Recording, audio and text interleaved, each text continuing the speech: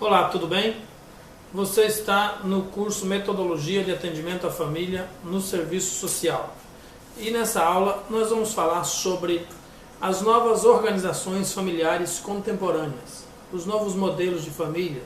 Alguns costumam chamar de os novos arranjos. Eu não gosto particularmente dessa palavra arranjos, mas como a maioria está usando, então vamos lá. Os novos arranjos familiares. Eu prefiro as novas organizações familiares, ou deveríamos encontrar um termo mais apropriado para essa perspectiva. Antes de entendermos as novas organizações, precisamos entender o que é família. A família é uma instituição socializadora dos seus membros, com espaço de proteção, cuidado, onde as pessoas se unem por afeto ou por laço de parentesco.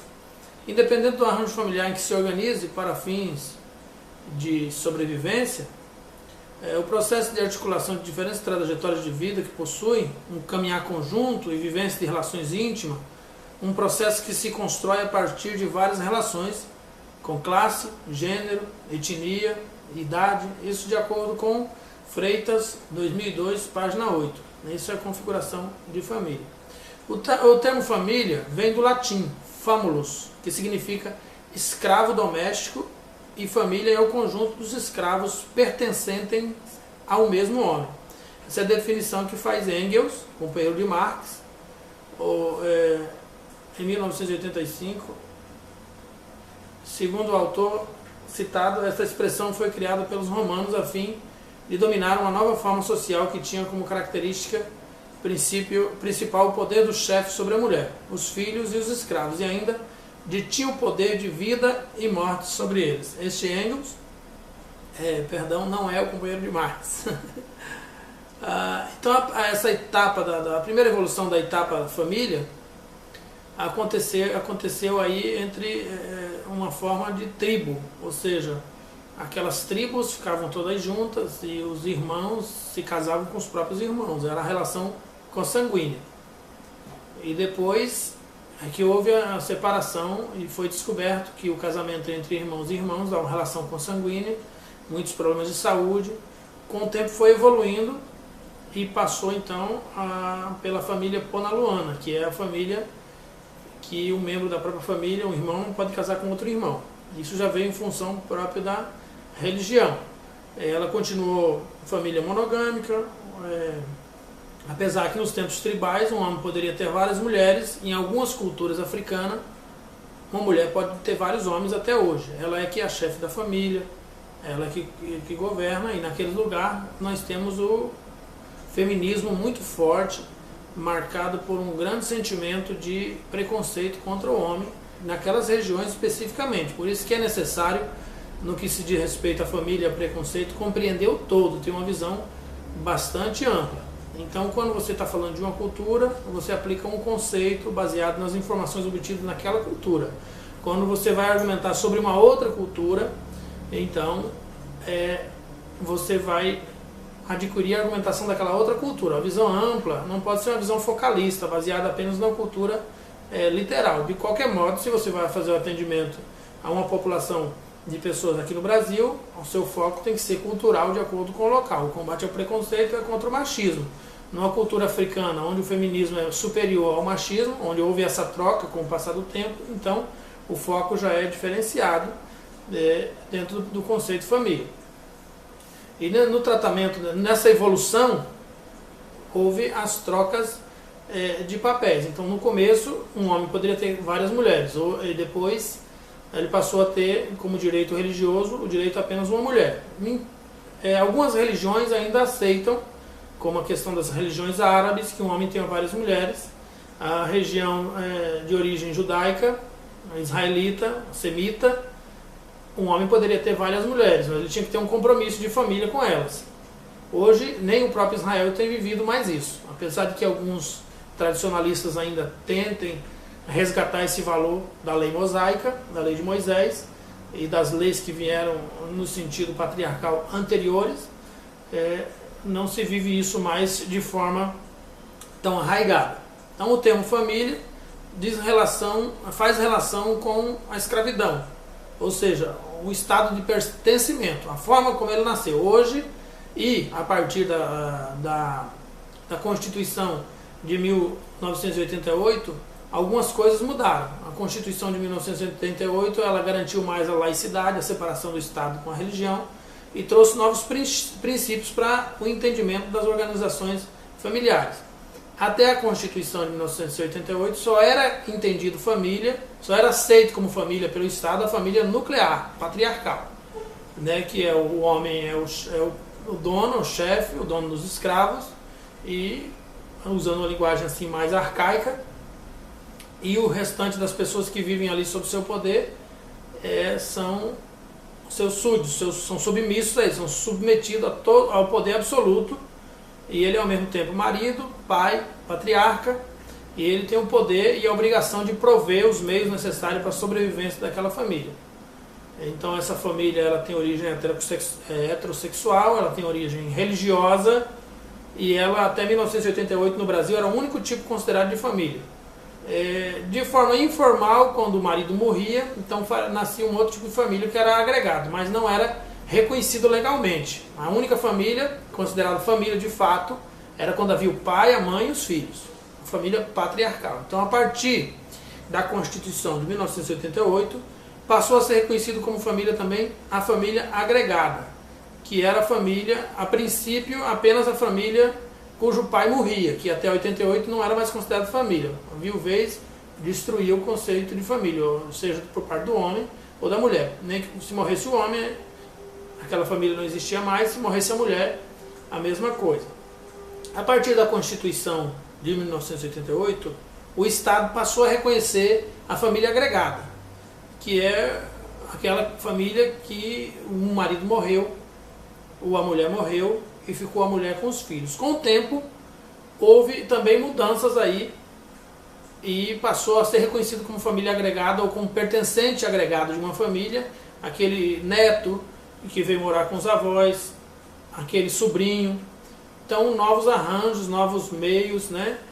Em linha reta ou linha colateral, até terceiro grau, pai, sogro, padrasto, madrasta, filho, enteado, genro, nora, avós. Então, até aí no final dos anos 90, ainda havia uma resistência para reconhecer como família as famílias que um novo cônjuge entrava para fazer parte, por exemplo, o padrasto e a madrasta. Mas gradualmente foi se reconhecendo e foi se superando esse preconceito com relação à família agregada. Então hoje o maior número de famílias agregadas não tem relação com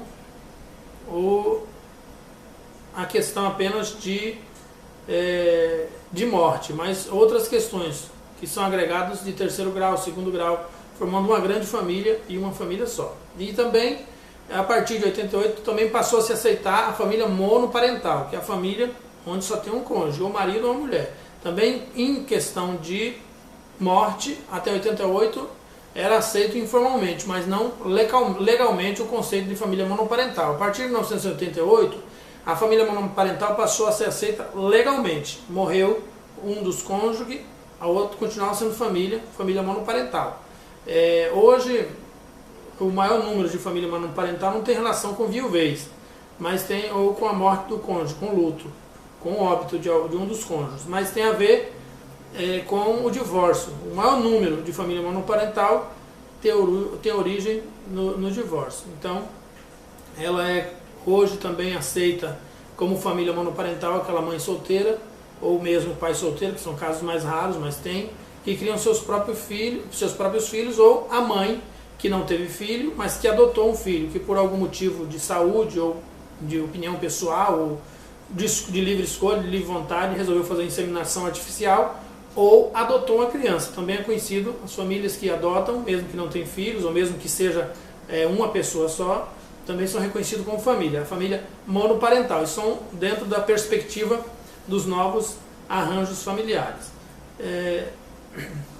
E também agora, mais recente, acreditamos aqui aí mais do ano 2000 para cá, essa discussão tem tomado a perspectiva global, a nível mundial, e chegou no Brasil, alcançando muitos tribunais, e conseguindo ultrapassar a barreira da lei legal e criar novos paradigmas e novos conceitos legais para o entendimento, que é a família homoparental.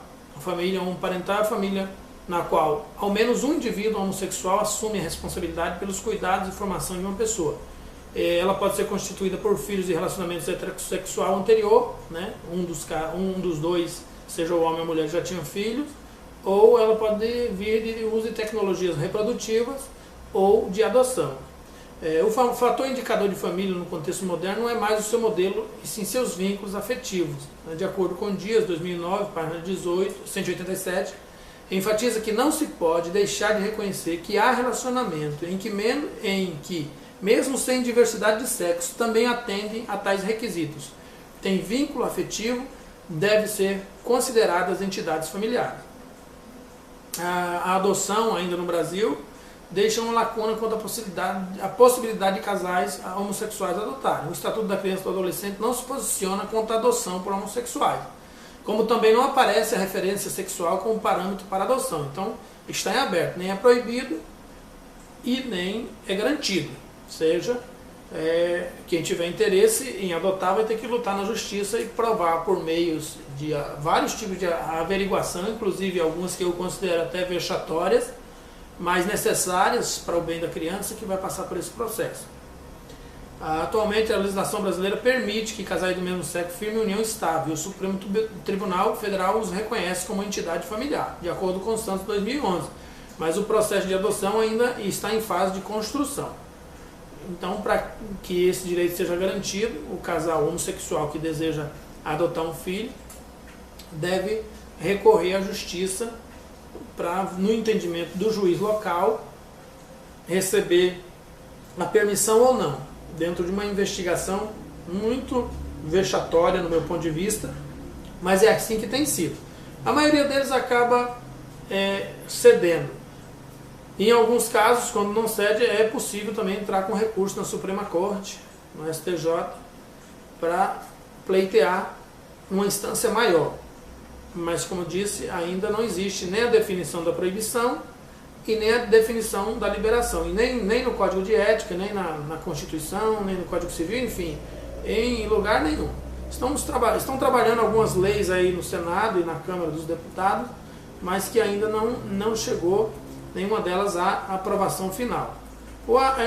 Como assistente social, nós vamos atender essas famílias nos ambientes de trabalho, que são o CRAS, o CREAS, o CAPS, o NASF, nos hospitais, quem trabalha na saúde, na habitação, quem trabalha na habitação. É importante entender esses conceitos de arranjos e organizações familiares na concessão de benefícios, na concessão do reconhecimento de condicionalidades para a Bolsa Família, na condicionalidades para a liberação de casa popular, projeto de habitacional, de reconhecimento de direitos e garantias de direitos à saúde, a visitas em hospitais, enfim, existe toda uma gama de conceitos que precisa ser entendido. Uma vez que você reconhece, dentro do seu conceito filosófico, pessoal, ideológico, no combate a toda forma de preconceito, conforme preconiza o Código de Ética da Profissão e tantos outros parâmetros como direitos humanos e tal, que estão relacionados diretamente com o exercício da profissão do assistente social, que não deve perpetuar nenhum tipo de preconceito. Então você já basicamente entende que você não pode oferecer um atendimento diferenciado só porque na sua sala chegou um homossexual com uma menina, ou enfim. Então essa superação do entendimento disso é que faz com que o seu atendimento tenha qualidade e que o seu atendimento atenda às exigências do Código de Ética e do projeto ético-político na construção dessa nova ordem societária. E cabe também observar que na instituição em que você desenvolve o seu trabalho profissional enquanto assistente social, você precisa estar atento aos demais profissionais para que nem eles e nem você pratiquem esse tipo de ação preconceituosa ou qualquer tipo de ação preconceituosa com relação às famílias. Então, hoje existe muita dificuldade nas fichas de preenchimento que o Estado providencia. A maioria das fichas não tem lugar para o reconhecimento desse tipo de família. Não entende, ainda não está adequado claramente. Os preenchimentos do DataSUS e de outros componentes eletrônicos na internet que fazem o arranjo de dados por parte do governo, das instituições, ainda não tem uma especificação para clarificar isso. Há questões relacionadas a nome social, questões relacionadas a grau de parentesco, ao tipo de organização familiar, ainda não tem. Então é tudo muito confuso na hora, em alguns casos, na hora de você fazer o preenchimento de um requerimento, de uma solicitação de benefício, você que é assistente social ou que pretende ser assistente social no âmbito jurídico ou no âmbito do serviço do Instituto Nacional de Previdência Social e de Serviço Social, o INSS, vai encontrar muitas essas dificuldades ainda, essas necessidades de adequação. E muitas vezes o que é que vai se fazer necessário? Para se fazer entender para quem vai receber esses dados do lado de lá. Porque o assistente social preenche uma gama de dados no banco de dados e outra pessoa analisa. Então, para se fazer entender, você vai ter que utilizar alguns parâmetros legais para justificar e explicar a razão de, por exemplo, por que existem numa determinada configuração familiar dois homens de 30, um de 30 e um de 35 anos morando junto e de repente uma criança de 3 anos. Quem analisa do outro lado na concessão de um benefício vai precisar entender por que isso aconteceu. E outros fatos, eu citei apenas um fato esporádico assim, no entendimento de que o técnico que está do outro lado, pode ser que ele não seja do serviço social, ele seja da saúde ou de alguma outra área, então ele precisa estar bem claro de que e isso não pode ser um fator de negação para o benefício, para a concessão daquele benefício. Pelo contrário, deve ser considerado uma família e aquela criança que está com esse casal homossexual deve ser considerado um dependente. E muitos fatores que se abrem-se aí muitas possibilidades que precisam ser analisadas. O que deve ser sempre levado em consideração é que tem que ficar bem claro na correspondência, no ofício, no encaminhamento, as condições sociais vividas ali e o arranjo familiar que acontece ali. Isso é dever do assistente social. Uma vez que você consiga clarear bem esse processo, desde